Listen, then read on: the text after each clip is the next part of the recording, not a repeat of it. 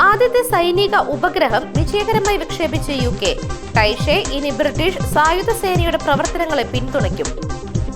ബ്രിട്ടനിലെ വംശീയ ലഹളയുടെ പ്രധാന കാരണം സൗത്ത് പോർട്ട് കൊലപാതകമല്ല എന്ന സർവേ ഫലം. കുടിയേറ്റമാണ് ലഹളയ്ക്ക് നിദാനമെന്ന് അഭിപ്രായപ്പെട്ട് ഭൂരിപക്ഷം. ഡെമോക്രാറ്റുകൾക്ക് ഊർജം, ട്രംപിനെ പിന്നിലാക്കി കമല ഹാരിസ്. ദേശീയ കൺവെൻഷന് ഇന്ന് തുടക്കം. കുർസ്ക് പാലം തകർത്തു. റഷ്യയുടെ കൂടുതൽ ഭൂപ്രദേശത്തേക്ക് കയറി ആക്രമണം ശക്തമാക്കി യുക്രൈൻ. ജനസംഖ്യാ നിയന്ത്രണത്തിൽ ഇന്ത്യക്കാർക്ക് ശ്രദ്ധയില്ല. വെല്ലുവിളി നേരിടേണ്ടി വരുമെന്ന് നാരായണമൂർത്തി. കുരങ്ങുപനി വ്യാപനം. പ്രതിരോധ നിരീക്ഷണ സംവിധാനങ്ങൾ ശക്തമാക്കാൻ സംസ്ഥാനങ്ങൾക്ക് കേന്ദ്രത്തിന്റെ നിർദ്ദേശം.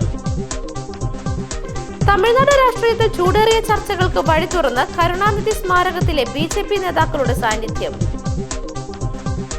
ഹേമ കമ്മിറ്റി റിപ്പോർട്ട് പുറത്തു വരരുത് എന്നാണോ? നടി രഞ്ജനിയുടെ ഹർജി തള്ളി. പലിശയിളവ് പരിഹാരമല്ല. ദുരന്തബാധിതരുടെ വായ്പ എഴുതി തള്ളണം മുഖ്യമന്ത്രി.